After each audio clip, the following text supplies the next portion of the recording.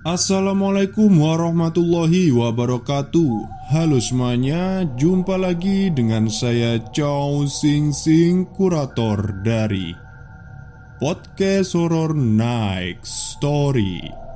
Dan seperti biasanya pada malam hari ini saya kembali dan akan membawakan sebuah kisah mistis untuk kalian semua.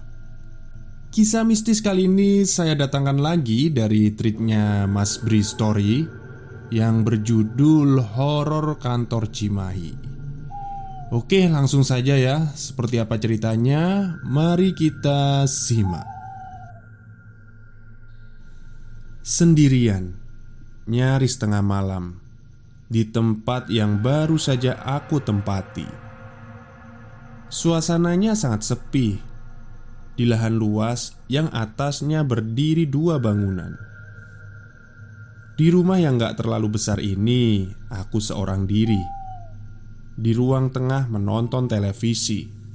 Biasanya jam 10 aku sudah lelap tertidur. Tapi malam ini berbeda. Aku sama sekali belum merasakan kantuk. Mataku terus memperhatikan layar TV. Sampai ketika sesuatu mulai terjadi. Ada sekelebat bayangan bergerak di depan rumah. Aku melihatnya dari balik tirai jendela. Seperti ada orang yang melintas dari kanan ke kiri, tapi gak bersuara sama sekali. Tentu saja aku penasaran. Kemudian aku berjalan mendekat ke jendela dan membuka tirainya. Gak ada siapa-siapa di luar. Sepi dan kosong. Terang lampu teras memastikan semua itu. Aku hanya melihat bagian belakang bangunan besar yang ada di depan rumah. Bangunan besar yang berfungsi sebagai kantor tempatku bekerja. Itu pun kosong sama sekali. Kalau nggak ada siapa-siapa, terus yang melintas tadi siapa? Tiba-tiba aku merinding. Lalu aku mematikan lampu tengah dan bergegas kembali duduk ke tempat semula. Setelah itu sejenak pikiran teralihkan dengan menonton acara TV. Tapi ketenangan hanya sebentar. Karena lagi-lagi aku melihat ada bayangan hitam. Dan kali ini jelas. Bayangan itu jelas terpampang pada tirai. Dan cukup bagiku untuk memastikan bahwa itu adalah bayangan manusia. Dia berdiri diam seperti sengaja untuk tepat berada di depan jendela. "Pak Asep?" Namun gak ada jawaban. Pak Asep adalah OB kantor yang baru beberapa hari belakangan aku kenal. Bayangan itu masih terus berdiri dan masih juga gak bergerak. Melihat itu, sekali lagi aku bangkit dari duduk dan mendekat ke jendela. Sempat ada ragu sebelum akhirnya aku membuka tirai. Rasa penasaran yang memaksa semuanya. Srek. Setelah aku buka, ternyata gak ada siapa-siapa di luar. Bayangan itu tiba-tiba hilang. Pada detik inilah aku mulai merasa ada yang tidak beres. Ada sesuatu di rumah ini, di lingkungan kantor ini. Beberapa menit sebelum jam 12 tengah malam, aku memutuskan untuk masuk kamar. Bukan karena mengantuk, tapi karena semakin merasa ada yang aneh dan ada yang janggal. Udara Cimahi yang cukup dingin menjadi semakin dingin. Aku sendirian di dalam rumah yang ada di belakang kantor. Kantuk belum datang juga. Aku terbujur kaku, berselimut sebatas dada, berharap semoga gak ada kejadian apa-apa. Waktu terus bergulir. Menit berganti menit, perlahan melewati tengah malam. Sesekali aku mencoba untuk mengalihkan pikiran dengan membuka ponsel, berselancar memperhatikan lini masa yang ada di media sosial. Tapi hanya sebentar. Setelahnya aku kembali tersadar kalau aku sedang berada di dalam situasi yang tidak nyaman. Suasananya sangat sepi. Hanya terdengar sesekali suara mesin kendaraan yang melintas di jalan depan kantor. Itu pun hanya sayup terdengar karena jaraknya cukup jauh. Selebihnya ya nggak ada suara lain. Oh iya, ada pohon besar yang berdiri di samping bangunan mes yang sedang aku tempati ini. Sesekali angin malam bertiup menggoyang daun dan ranting di pohon itu. Tentu saja menghasilkan suara walau nggak terlalu bising. Tapi lamunanku terhenti ketika mataku menangkap ada pergerakan pada celah sempit di bawah pintu kamar. Lampu ruang tengah yang tadi sebelum masuk kamar aku nyalakan ternyata malah menjadi salah satu faktor pemberi keseraman berikutnya. Dari celah bawah pintu, aku melihat ada sekelebat bayangan yang bergerak dari depan ke belakang, kemudian sebaliknya. Pergerakan yang tentu saja menandakan seperti ada seseorang yang sedang berjalan di ruang tengah. Siapa itu? Aku nggak tahu. Aku nggak punya nyali untuk membuka pintu mencari tahu. Nggak ada suara sedikit pun. Suara langkah kaki juga nggak ada. Tapi bayangan itu terus saja seperti mondar-mandir di ruang tengah, yang sungguh membuat ketakutan ketika melihat kalau sepertinya sang empunya bayangan ini tiba-tiba berhenti bergerak, lalu berdiri diam tepat di depan pintu. Tapi hanya sebentar, kemudian bergerak lagi. Aku menarik selimut sampai ke wajah, hanya menyisakan kedua mata untuk terus memperhatikan situasi. Kejanggalan seram ini terus berlanjut hingga lewat dari 1 jam. Bayangan itu terus bergerak di ruang tengah tanpa suara. Sementara aku memperhatikannya sambil berharap semua kegiatan itu hanya terus berlangsung di luar kamar. Tapi ternyata harapan gak jadi kenyataan ketika aku melihat kalau gagang pintu kamarku secara perlahan bergerak sendiri, seperti ada yang sedang mencoba membuka pintu dari luar. Entahlah, aku lupa apakah tadi sudah mengunci pintu atau belum. Pikiranku mulai dan semakin kalut ketika gagang pintu itu mulai bergerak-gerak. Cukup lama hal ini terjadi, sekitar beberapa menit. Tapi pintu masih terus dalam keadaan tertutup. Sampai akhirnya yang sangat aku takutkan terjadi juga. Pintu akhirnya mulai terbuka meski perlahan. Keringat dingin mengucur jatuh dari ubun kepalaku. Dadaku sesak karena nafas tersengal-sengal. Sementara pintu terus bergerak terbuka, sentimeter demi sentimeter. Lampu ruang tengah masih menyala. Terangnya menjelma jadi garis cahaya yang masuk ke dalam kamar karena pintu mulai terbuka dan membuat celah. Aku menarik badan hingga akhirnya jadi berposisi duduk di pojok tempat tidur, masih berselimut dan masih terus memperhatikan semuanya. Entah beberapa detik kemudian akhirnya aku dapat melihat sosok yang sedari tadi sedang membuka pintu.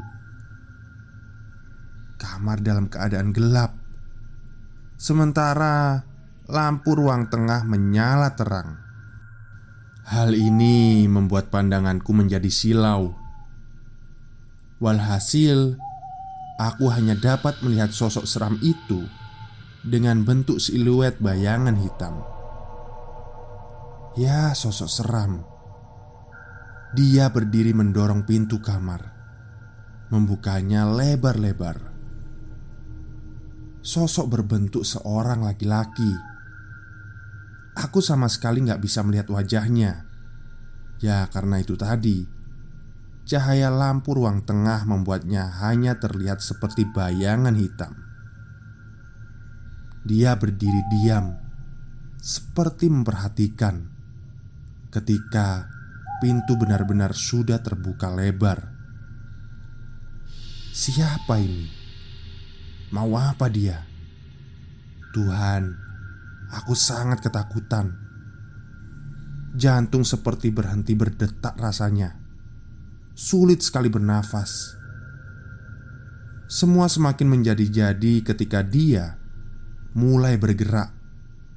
Bergerak masuk ke dalam kamar, mendekati aku yang sedang diambang batas kesadaran. Sosok seram itu bergerak melayang, perlahan terus mendekat, sampai jarak kami hanya tinggal menyisakan beberapa langkah saja. Aku masih melihatnya, berbentuk bayangan hitam. Di ambang batas kesadaran, ketakutan menyeruak memenuhi pikiran. Aku terus mengikuti pergerakannya, sampai akhirnya dia berhenti tepat di sisi tempat tidur. Beberapa detik kemudian heningnya suasana semakin mencekam ketika aku mendengar suara geraman tertahan. Sosok itu seperti mengeram, pelan tapi seram. Gak kuat. Lalu seketika semua menjadi gelap. Dan setelah itu, aku tidak ingat apa-apa lagi. Aku Robin, umurku masih 28 tahun ketika peristiwa ini terjadi di tahun 2017 yang lalu. Awalnya tahun 2014 aku diterima bekerja pada salah satu perusahaan agensi. Kebetulan waktu itu perusahaan ini masih baru saja berdiri dan masih memiliki kantor di Jakarta saja. Tapi seiring perjalanan waktu, perusahaan berniat untuk mengembangkan sayapnya. Salah satu sasaran untuk perluasan adalah di Jawa Barat. Nah, akhirnya pada awal tahun 2017, perusahaan merealisasikan niatnya dengan mendirikan kantor perwakilan di Jawa Barat. Entah apa alasannya, sampai akhirnya para atasan memutuskan untuk menyewa satu bangunan yang berbentuk rumah besar untuk dijadikan kantor. Kantor baru kami ini letaknya di Cimahi, bukan di Bandung. Aku yang lahir dan besar di Jakarta akhirnya malah ditugaskan untuk bekerja di Cimahi. Singkatnya seperti itulah. Di kantor ini tanggung jawab dan perananku diperluas lagi. Posisiku langsung di bawah pimpinan cabang. Bin, nanti di Cimahi nggak perlu nyari-nyari kos lagi ya. Ada rumah kecil di belakang kantor yang bisa jadi tempat tinggal lo dan karyawan lainnya nanti. Jadiin mes lah kira-kira. Begitu Pak Wisnu setelah kami selesai final meeting mengenai kantor cabang di Cimahi ini. Kalimat yang membuat langkahku semakin ringan. Dalam prosesnya 2 atau 3 kali aku sudah datang berkunjung ke Cimahi sebelum kegiatan perusahaan berjalan normal. Ya, untuk survei dan pemetaan ruang lingkup kerja. Kira-kira begitulah istilahnya. Kantor ini letaknya di perbatasan antara Cimahi dan Bandung. Wilayahnya yang masih tergolong ramai, tapi letaknya nggak persis di sisi jalan utama. Benar kata atasanku bilang, bentuknya merupakan rumah besar bertingkat Halamannya luas, dan aku nggak tahu pasti ini rumah peninggalan zaman Belanda atau bukan.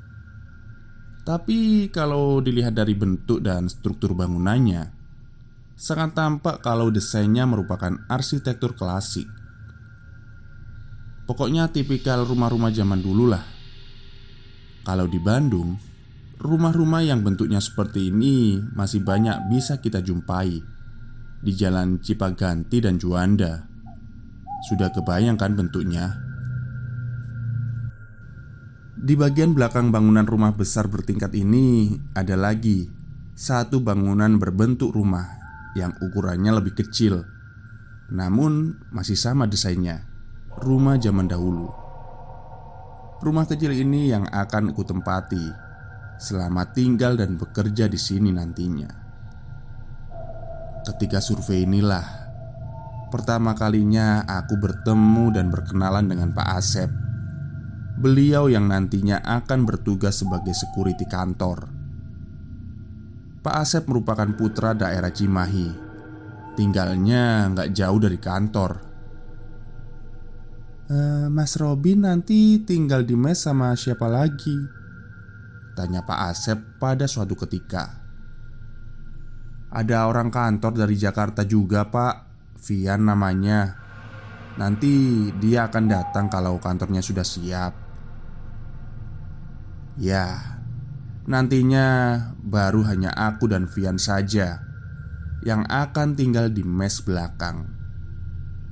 Hampir semua karyawan di kantor Cimahi ini adalah orang baru, dan hampir semuanya bertempat tinggal di Cimahi atau Bandung.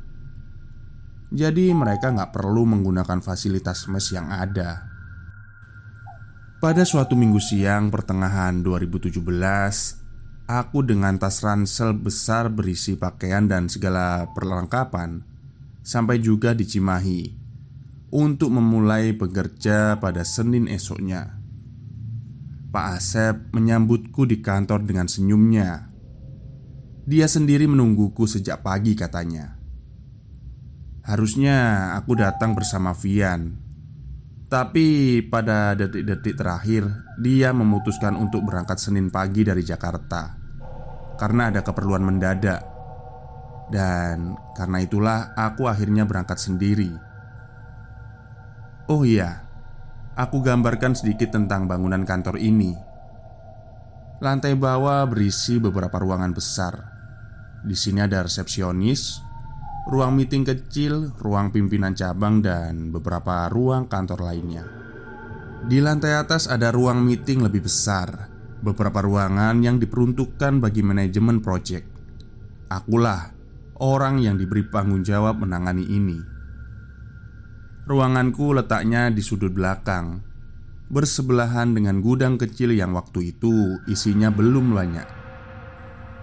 Untuk menuju ke sana harus melewati beberapa ruangan lain, termasuk ruang meeting tadi. Ya begitulah gambaran singkat bangunan utama. Sedangkan rumah kecil di belakang atau mes tempat tinggalku bentuknya rumah nggak bertingkat. Rumah biasa dengan 3 kamar di dalamnya. Tapi ya gitu, sejak pertama kali menginjakan kaki di kantor ini, isi pikiranku langsung melanglang buana ke puluhan tahun di belakang.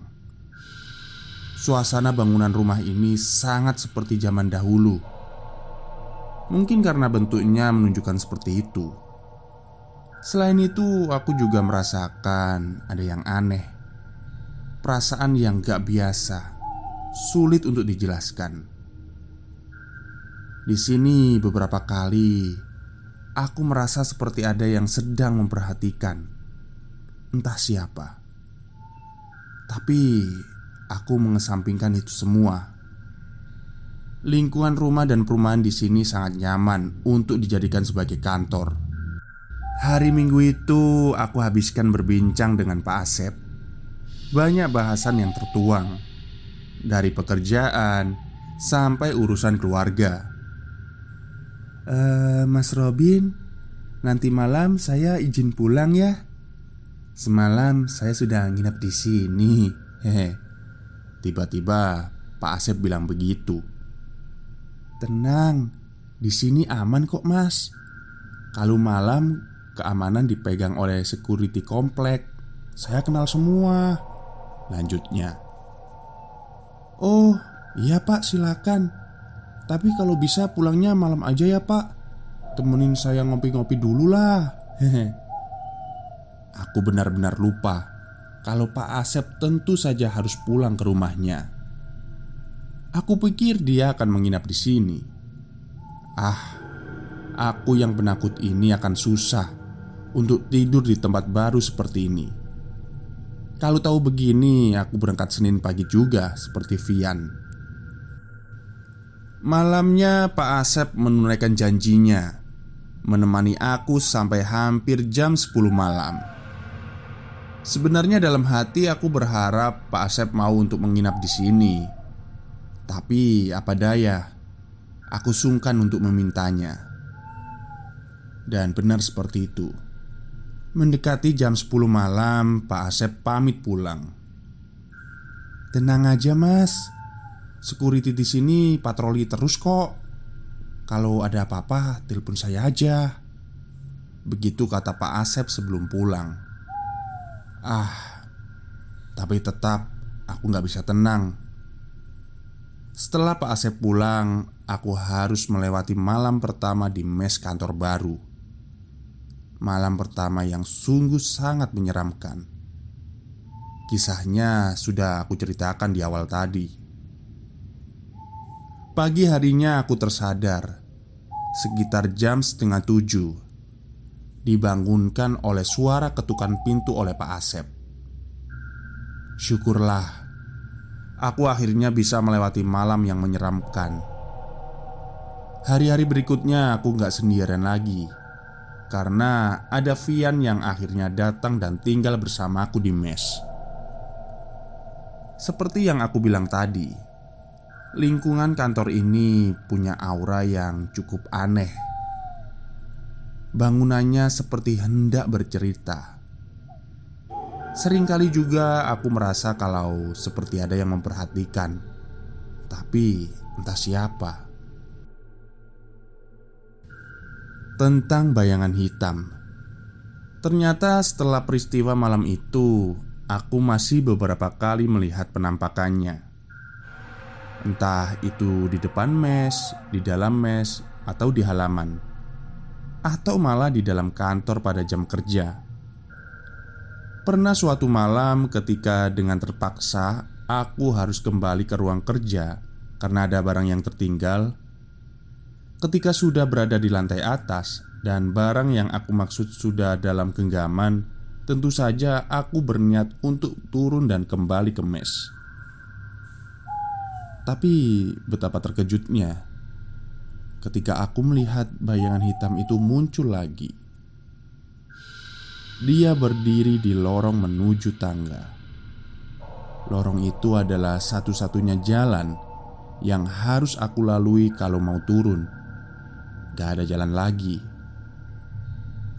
Beberapa saat lamanya aku diam berdiri, hanya bisa memperhatikan dalam ketakutan, menunggu sosok hitam itu pergi. Selain bayangan hitam, ada beberapa penampakan dalam bentuk lain. Bukan hanya aku saja yang melihatnya, tapi rekan kerja lainnya juga. Namun, ada lagi satu sosok seram yang paling sangat aku takuti. Menyebut namanya aja aku gak berani. Menurut cerita dari beberapa teman, sosok seram ini beberapa kali muncul di lingkungan kantor. Ada yang pernah melihatnya di ruangan meeting di lantai 1 dan ruangan lainnya. Ada juga yang pernah melihatnya dia sedang berdiri di bawah pohon mangga yang ada di belakang, yang letaknya persis di samping bangunan mesku. Pokoknya seram. Tapi untungnya aku sama sekali belum pernah melihat penampakannya. Belum. Sampai akhirnya aku mengalami satu peristiwa yang melibatkan beliau ini. Pada suatu malam di tahun 2019, Aku baru saja pulang dari kunjungan event di Bandung Timur. Belum terlalu malam, masih jam 10. Saat itu aku sudah tahu kalau Vian sudah pulang ke Jakarta. Jadi aku akan sendirian bermalam di mes. Setelah memarkirkan mobil di depan kantor, aku langsung berjalan ke belakang. Tapi sebelumnya, ketika masih di dalam kendaraan, aku melihat Pak Asep masih sedang membereskan ruangan di depan kantor. Kami hanya bertegur sapa dari kejauhan. Melihat masih ada Pak Asep, aku jadi tenang, gak terlalu takut sendirian. Aku yang sudah sangat lelah, sesampainya di dalam mes memutuskan untuk langsung mandi kemudian beristirahat. Benar adanya, selesai mandi aku langsung rebah di tempat tidur, lalu hilang masuk ke alam mimpi. Nyenyak terlelap, tapi nggak sampai pagi. Entah pukul berapa aku malah terjaga, terbangun dari tidur. Duk, duk, duk. Ada suara seperti itu di jendela kamar. Seperti ada yang sedang mengetuk-ngetuknya dari luar. Karena itulah aku jadi terbangun. Aku bertanya-tanya dalam hati, suara apa itu gerangan? Terdengar berulang kali dengan jeda yang agak lama. Aku gak berani mendekat, apalagi membuka jendela. Gak ada nyali untuk itu. Yang ada, aku malah menarik selimut, menutup nyaris seluruh badanku. Ingin sekali rasanya untuk mengabaikan, lalu tidur lagi. Tapi gak bisa. Aku bukan orang yang seperti itu. Dan tiba-tiba bunyi duk-duk-duk itu hilang. Tapi hanya sebentar. Karena berikutnya berganti suara yang lebih menyeramkan lagi.